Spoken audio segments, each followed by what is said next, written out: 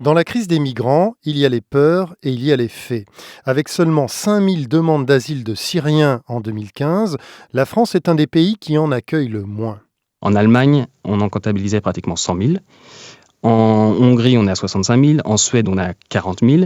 Et même des pays comme la Bulgarie, le Danemark et les voisins belges et espagnols ont accueilli aujourd'hui plus de réfugiés syriens que la France. Si les migrants syriens boudent la France, c'est parce que les communautés y sont peu présentes, parce qu'on préfère aller dans un pays où on a une chance de trouver un travail, mais nous avons aussi mauvaise réputation parce que beaucoup voient les images de Calais. L'Allemagne a accueilli 1 million de personnes l'année dernière. Il n'y en a pas un qui vit sous une tente, dans la boue, sans médecin, sans eau courante, sans douche, comme c'est le cas à Calais ou à Grande-Synthe.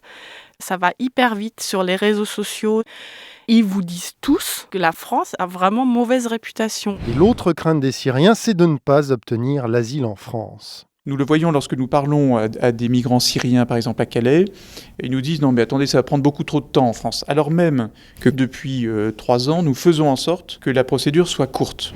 Tout ça pourrait cependant changer, car la tension palpable dans les pays jusqu'ici favorables aux migrants pourrait jouer. Ça va terriblement évoluer, je vais vous dire, parce que l'Allemagne est en train de freiner. Le paradis allemand ou le paradis suédois commence à s'estomper. Donc il va y avoir un certain nombre de réfugiés qui vont se rediffuser autre part. Et autre part, ce pourrait être en France où 5000 places d'hébergement ont été identifiées, avec un objectif d'accueil de 30 000 réfugiés d'ici 2 ans. On en est donc encore loin.